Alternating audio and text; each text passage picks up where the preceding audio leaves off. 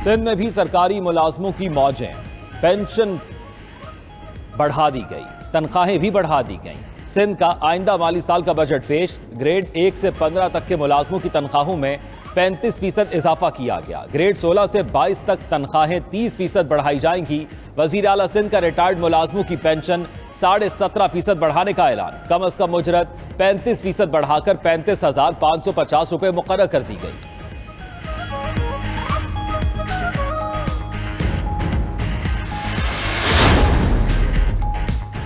वज़ीर आला सिंध ने माली साल 2023-24 के लिए 2,244 अरब रुपए का बजट पेश कर दिया।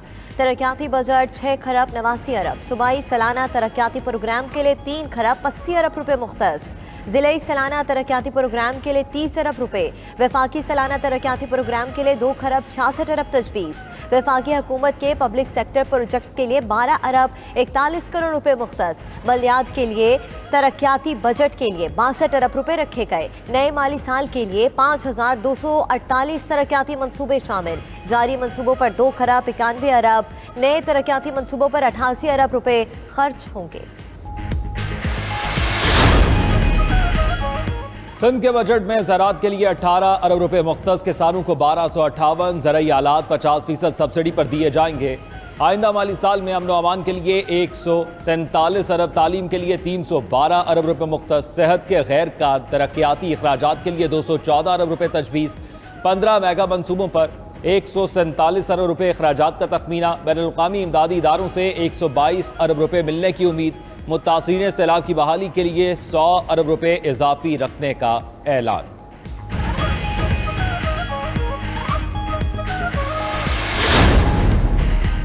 आइंदा माली साल के वफाकी बजट में 1,074 अरब रुपए की सब्सिडी शामिल। 900 अरब रुपए सिर्फ पावर सेक्टर के हैं। वज़ीर ख़जाना इसाक डार की पोस्ट बजट प्रेस कॉन्फ्रेंस, बोले कि हुकूमत के कुल अखराजात 14,400 अरब रुपए होंगे।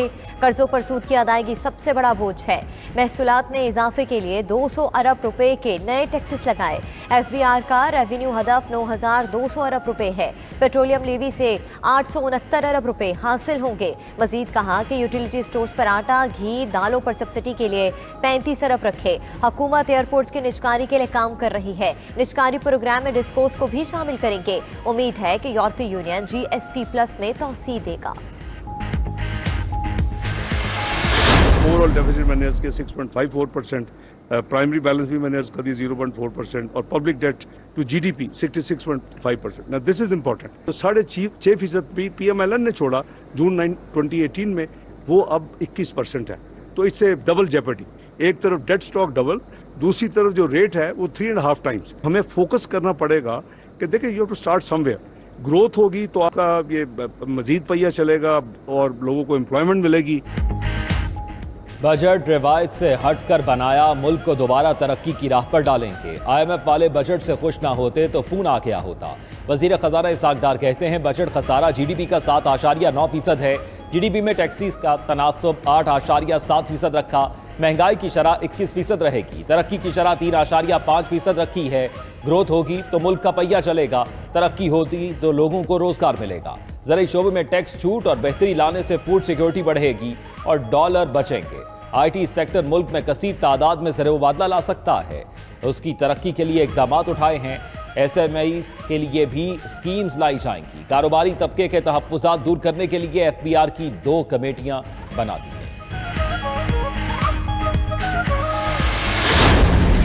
खुर्दनी तेल की दरामद पर सेल्स टैक्स खत्म नहीं किया गया। एडहॉक रिलीफ तनख्वाह पर दिया गया। अलाउंस पर इतलाक नहीं होता। बाहर से $1 लाख तक लाने की एमनेस्टी स्कीम नहीं दी। वजीर खजाना इसाक डार की वजाहत, बोले कि पेट्रोलियम ने भी 50 रुपए लीटर से ज्यादा नहीं बढ़ाई। डिब्बा पैक दूध पर भी इजाफी सेल्स टैक्स नहीं लगाया गया। कारोबार में आसानी और तजारती सहूलियात बढ़ाई हैं। छोटे दरमियाने दर्जे की सनतों को आसान कर्जे देंगे। जायदाद की खरीदारी पर 2% टैक्स खत्म कर दिया है।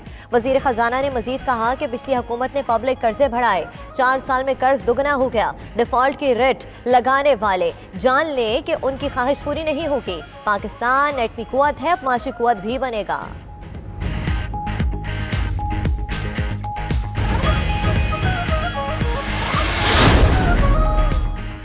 हालिया बजट मुल्की मईशत को दरपेश चैलेंजेस और बहरानों से नबरदाजमा होने का आगाज है। वजीर आजम शहबाज शरीफ का ट्वीट, लिखा चेयरमैन PTI के पैदा करता सियासी अदम इस्तेहकाम से मईशत को नाकाबिल तलाफी नुकसान पहुंचा। मईशत को इस्लाहात की अशद जरूरत है। चार्टर ऑफ इकॉनमी ही अवामी खुशहाली के लिए आगे बढ़ने का वाहिद रास्ता है। बजट में इत्तेहादी हुकूमत ने ऐसे शोबों को तरजीह में रखा जिनके जरिए इक्तसादी तरक्की तेज हो और सरमायाकारी बढ़े। वजीर आजम शहबाज शरीफ का काज़ाकिस्तान के सदर से टेलीफोनिक राब्ता, तवानाई, ज़राअत, IT और टेक्सटाइल के शोबों में बाहमी ताउन के फ़रोग पर इत्तफाक।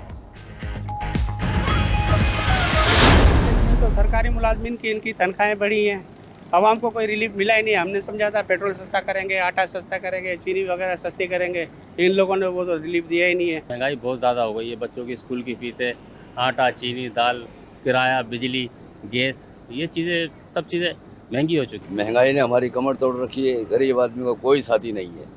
बेचारे सियासतदान जो है ना, ये बेचारे गरीब आदमी, अल्लाह इनका भला करे। हमारे लिए तो ये है कि पेट्रोल सस्ता हो, आटा सस्ता हो, खाने का अशिया सस्ती हो, जो गरीब आदमी रोटी तो खा ले यार।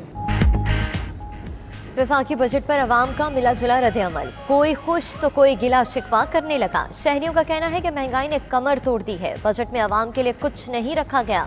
अगर कुछ मिला है तो सिर्फ सरकारी मुलाजमीन को। निजी शोबे के मुलाजमों और दिहाड़ीदार कहाँ जाएं? अशया खुरनोश और पेट्रोल की कीमतें कम करते तो कुछ फायदा होता।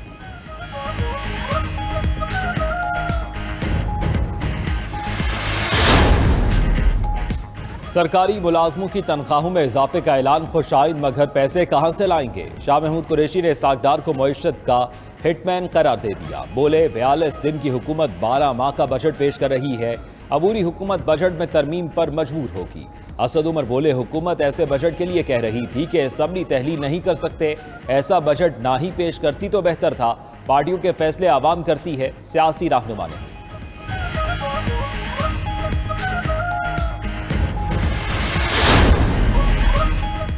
हुकूमत ने मुश्किलात के बावजूद बेहतरीन बजट पेश किया। सोलर पैनल की तैयारी के लिए खाम माल पर टैक्स खत्म कर दिया गया। वफाकी वजीर तवानाई खुर्रम दस्तगीर कहते हैं गुज़श्ता हुकूमतों ने मुल्की कर्जों में 90% इजाफा किया, खारजा पॉलिसी में बदतरीन बिगाड़ पैदा किया, जिसकी वजह से आलमी सतह पर एतमाद को नुकसान पहुंचा। 92 खरब के टैक्सेस का बोझ डालकर गरीब अवाम पर जुल्म किया गया। अमीर जमात इस्लामी सिराजुल हक का कहना है कि वज़ीर आज़म और वज़रा के अखराजात और मराद कम करनी चाहिए थी। 7,000 अरब सूद में चला जाएगा तो बाकी क्या रह गया? मौजूदा हुकूमत ने एक साल में 15,000 अरब कर्ज लेकर नया रिकॉर्ड बना दिया।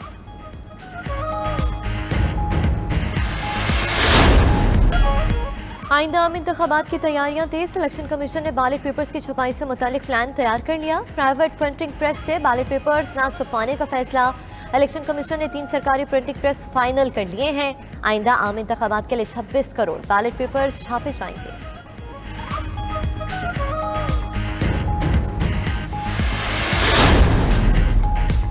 कराची के मेयर और डिप्टी मेयर के लिए पीपल्स पार्टी के उम्मीदवारों के कागजात नामजदगी जमा। मुर्तज़ा वहाब और नजमी आलम ने रिटर्निंग ऑफिस में कागजात नामजदगी जमा कराए। मुर्तज़ा वहाब ने कहा कराची को हकीकी हक बिलावल भुट्टो की क़यादत में मिलेगा।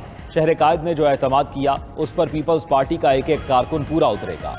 खिदमत का एजेंडा पूरा करेंगे। सईद गनी बोले जमात इस्लामी को मेयरशिप खैरात में नहीं दे सकते। अवामी खिदमत की बुनियाद पर कराची वालों ने पीपल्स पार्टी को मैंडेट दिया। मेयर कराची पीपल्स पार्टी का ही होगा।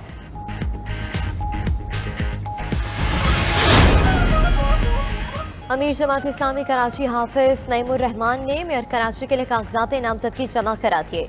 मीडिया से गुफ्तगू में सिंध हुकूमत और इलेक्शन कमीशन पर तनकीद। बोले कि वोट देने वालों को उठाया जा रहा है, ऐसे ही इलेक्शन कराने हैं तो अभी ही मेयर का ऐलान कर दें।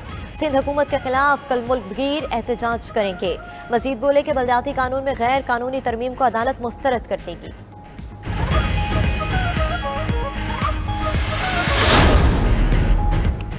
पीपल्स पार्टी से मामला तय न पाने पर मुस्लिम लीग नून भी मैदान में आ गई। नून लीग ने कराची में डिप्टी मेयर के लिए 2 कागजात जमा करा दिए। नून लीग के अकरम आवान ने डिप्टी मेयर के ओहदे के लिए कागजात नामजदगी जमा कराए। मुस्लिम लीग नून के ख्वाजा शुएब के भी डिप्टी मेयर कराची के लिए कागजात नामजदगी जमा।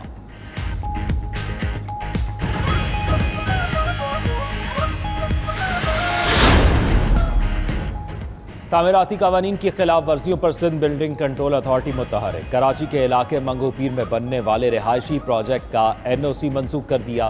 तर्जुमान SPCA के मुताबिक प्रोजेक्ट के बिल्डर का लाइसेंस भी मंसूख कर दिया गया। बिल्डर के साइट और बुकिंग ऑफिस को भी सील करने के अहकामात जारी कर दिए गए।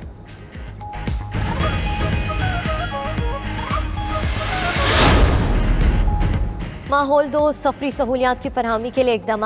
सिंध हुकूमत का चीन से इलेक्ट्रिक बसें खरीदने का फैसला। सूबाई वजीर शर्जील मेमन की चीनी कंपनी को सिंध में प्लांट लगाने के लिए हर मुमकिन मदद की पेशकश। मुख्तलिफ मामलात में सब्सिडी फराहम करने की भी यकीन दहानी।